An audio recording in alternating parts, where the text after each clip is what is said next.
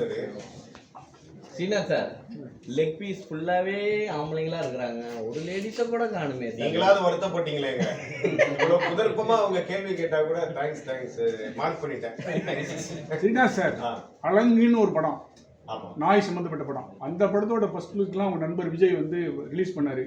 நீங்க நண்பர் தானே, அலங்கு கொடுத்தது ஏன் லெக் பீஸ் கொடுத்தது? இல்லங்க, அது நாகரிகமா இருக்காது. நீங்க அவங்களுக்கு பண்ணீங்களே எனக்கு ஏன் பண்ணல அப்படின்றது வந்து அவங்களோட நீங்க தான் நண்பர் அப்படின்னா ஒரு ஃபர்ஸ்ட் குவாலிட்டியே என்ன அப்படின்னா எதையும் கேட்க கூடாது. நம்ம அவங்களா வந்து சொல்லணும், வா அப்படின்னு சொல்லி கூப்பிட்டு வந்து சார். அவரு எல்லாத்தையும் எப்படி சார் பார்த்துப்பாரு, வா வான்ட்டு நீங்களா போய் ஒரு அப்ரோச் பண்ண தானே சார்? இல்ல கண்டிப்பா கரெக்டுங்க. அவருக்கு எவ்வளவு வேலைகள் இருக்கும், அது எந்த ஒரு சூழ்நிலையில எதுக்காக பண்ணாரு அப்படின்றது அவர்கிட்ட தான் கேட்கணும். பட் நான் வந்து என்ன அப்படின்னா கேட்டனா டெஃபினட்டா பண்ணுவாரு. பட் எதுக்கு கேட்டு அவர் ஏதாவது வந்து சப்போஸ் ஒரு அவருடைய என்ன சொல்றது, பாலாஜி கூட காப்பு கொடுத்தாரு, அப்ப வேணான்ட்டாரு, அது மாதிரி சொல்லுவாரு நினைக்கிறீங்களோ?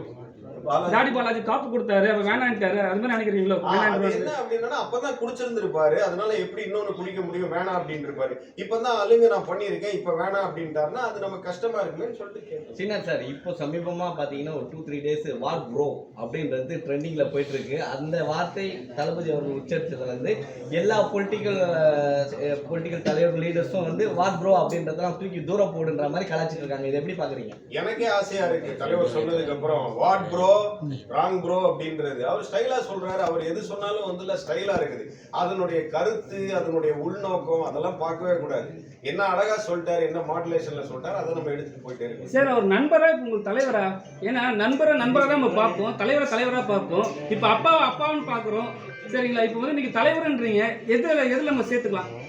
சரி, அவரை நண்பரா, அவருக்கு வேற ஃபேஸ் இருக்குங்க. நண்பரா ஒரு ஃபேஸ் இருக்குது, ஓகே. ஒரு நடிகனா, ஒரு என்ன சொல்றது, தளபதியா